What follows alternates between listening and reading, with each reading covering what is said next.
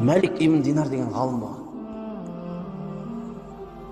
Сіздер бұл оқиғаны естіген шығарсыздар, бірақ арт жағын, оның оқиғаның арт жағы да бар екен да. Мәлик ибн Динар, білесіздер, қарақшы болған адам да. Қарақшы. Жолда кетіп бара жатқан жаңағы жүгін тасып, саудасын қылуға кетіп баратқан каравандарды тонайды. Сөйтіп Мәлик айтады, бір күні базарға барған сәтімде дейді, бір кішкентай қызды көрдім дейді. Ата-анасымен тұрған дейді. Ата-анасы кішкентай қызға тәттілерден алып беріп жатыр екен дейді. Сол кезде шіркін, менің де кішкентай қызым болса ғой деген арман туды дейді. Бірақ Мәликке кім қызын берсін? Бүкілі білетті тараз бойнек екен, бандит. Кім қызын берсін ол? Сосын Мәлик айтады, маған тастау керек дейді. Сөйтіп Мәлик ибн Динар қарақшылығын тастап, бір қызды тауып үйленеді. Зәлдәне армандағандай Алла қыз береді оған. Қызы 2 жасқа толған кезде Мәлик айтады, мен қатты арақ ішетін едім дейді. Вино ішеді, арақ ішеді. Сөйтіп ішіп жатқан сәтімде қызым алдымда отырды дейді. Қызым алдыда қолын шапалақпен тарс еткізіп бір-ақ ұрып жүрді дейді. Қолымдағы тұрған жаңағы арағым төгіліп кетті, стақаным сынып кетті. Сол кезде дейді, қатты ашуым келді. Егер де қызым емес дейді, қызымның орнында басқа біреу болған кезде дейді, өлтіріп тастар едім дейді. Бірақ кішкентай қызым ғой дейді. Сол кезден бастап арақты қойдым дейді. Қызым 5 жасқа келген кезде Алланың қалауы болды. Алла менің қызымның жанын алып кетті. Алла өзі берді, өзі алды. Бірақ менің жүрегімнің ауырғаны, қатты болғаны соншалық. Бейне бір дүниедегі ең қатты сынау жатқан мен ба деп ойладым дейді. Менің басыма келген сынақ ешкімнің де басына келіп жатқан жоқ деген ойлар болды дейді. Сөйтіп бұрынғы ескі күнәма қайттан көштім дейді. Бір күні ұйықтап қалдым дейді. Ұйықтап қалсам, қиямет. Адамдардың барлығы қабірлерден тіріліп жатыр. Қабірлерден тіріліп жатқан кезімізде жүріп бара жатып, тауларды көрем, оттарды көрем. Артыма бір қарап қалсам, үлкен, дәу, жылан мені қуа бастады. Қашып бара жатырмын. Алдымнан ақсақал шықты дейді. Аппақ киініп. Айттым дейді, ақсақал, көмегіңді тигізе аласың ба? Жоқ, көмектесе алмаймын. Бірақ ана тауға жаққа қаратай қаш деп айтты дейді тек қана. Сөйтіп тау жаққа қаратай қашам. Мен қатты жүгірген сайын жылан да қаттырек не істеп жатыр? Жылдамдығын қосып жатыр дейді. Қайтадан шамал жүгіргенде ақсақалды көрем дейді. Ақсақал көмектесшісем, шеге көмектесе алмаймын. Бірақ ана тау жаққа қаратай жүгірді, қайтадан маған жол сілтеп жіберді дейді. Қайтадан тау жаққа қарай жүгірдім дейді. Сөйтіп таудың жанына жетіп қалған кезде етегін қарасам, бір топ кішкентай балалар ойнап жүр. Ішінде менің қызым, қайтыс болып кеткен қызым. Қызым көрдім. Мені келіп құшақтап алды да, артымдағы келе жатқан жаңағы жыланды келді бір қолмен кет бар деп қуып жіберді дейді бір кезде. Сөйтіп қызыма қараймын, қызым, сен дүниеден өтіп келіп едің ғой? Сен дүниеден өтіп кетіп едің ғой? Қалай мен сені жолықтырдым дейді. Қызым, не болып жатыр? Біз қай жердеміз? Мынау бүкілін сұрай бастайды. Сол кезде қыз айтады, әкетай дейді, бұл қиямет дейді. Сенің артыңнан қуып келатқан жылан, ол сенің күнәларың. Сенің күнәларың сондай үлкен болды, сен олардан қашамай жатсың. Ал жаңағы ақсақал аппақ киініп алған, ол сенің жақсы істерің.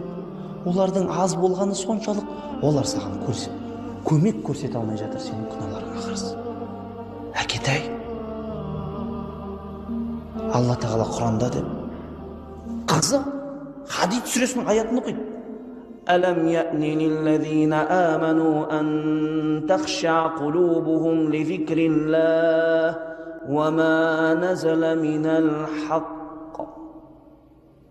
İman keltirген момындардың жүректері Құранды оқып, Құранды тыңдап, жүректерінің жұмсараты кезі келмеді ма деген мағына іспеттес оқиды. Малик сол кезде оянып кетеді. Оянып бір кезде есін жиып барып, дәретін алып, тахаратын алып, мешітке барса, ақшам намазын оқып жатыр екен. Бисмилла деп сапқа тұрып қалса, имам да «Әләм я'ни лиллазина аману» деп манағы аятты оқып жатыр дейді. Дәл сол аятты оқып жатыр. Малик намаз біткеннен кейін болды. Мен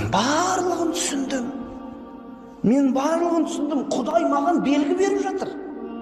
Құдай мені құтқаруға осындай үлкен белгі беріп жатыр. Осыдан кейін түзелмеген адам ақымақ. Сөйтіп түзелдім да жаңа өмір бастадым. Малик ибн Динар деген үлкен ғалым, мухаддис болды. Динар деген арабтың ақшасы. Дирхам, динар деген бар. Динар деген алтынды. Сол Малик ибн Динар айтатын, динар деген сөз дейді. Арабтың ақшасы ғой баяғы. Екі сөзден тұрады дейді. Дин деген, сосын нар, от деген дейді. Егер де сен ол динарды, яғни алтынды дұрыс басқара білсең, ол сенің дінің, яғни жәннатың дейді. Ал егер де соны дұрыс басқара білмесең, ысырап қылып, күнәға жұмсасаң, онда ол нар, от дейді. Осындай тағриф берген ғой. Ибн Касир осы сөздерді келтіреді тәпсірінде. Сондай үлкен ғұлама ғалым, үлкен дәрежеге жетеді. Алла берді, түсінді, жетті, болды. Енді айттым белгені, бір күні Малик үйінде намаз оқып жатады. Түнгі намаз қалдырмайды. Сөйтіп үйінің светіне өшіріп қойған, ешқандай не шам жақпайды. Түнде намаз оқып жатса, үйіне біреу терезеден кіріп келген ғой. Бір ұрлықшы да. Ол да ештеңе көрмейді. Ана кісі намаз оқып жатқан. Қолына түскенін кетіп жатыр ана кезде. Үй таңдамайды ғой бізде. Кіре береді, баяғыдай свет жоқ, свет бар дейсіз ба? Бүкіл сөндіреді, жақтады дейік. Салафы солихтардың кезеңі ғой енді. Баяғы бұрынғылардың. Сөйтіп Малик намаз оқып бітетті, манағы ұрлықшының қолын ұстай қалады ғой жаңағыдай. Түні жоқ қолын ұстай қалады. Ұрлықшы, жібер мені, жібер, болды, қойдым, біттім, қалағанымды сұра деп айтып жатса, Малик айтады дейді. Қолыңды жіберіп, алған нәрсеңмен сонымен босап шыға бер дейді. Алған нәрсеңмен шыға бер. Мен сені ешкімге айтпаймын. Сені ешкімге менің үйіме ұрлықшы келді деп айтпаймын мен дейді Малик. Сол кезде манағы ұрлықшы айтады.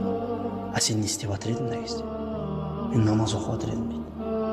Ұрлықшы. Жаңағы үйге кіруге келген осы айтады. Маликқа да.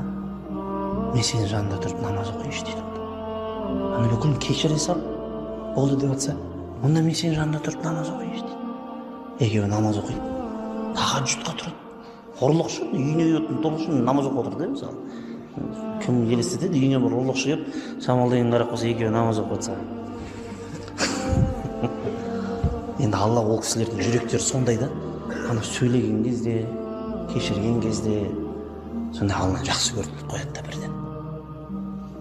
бірден жүрі намаз оқиыншы дейді. Екеуі намаз оқиды ғой.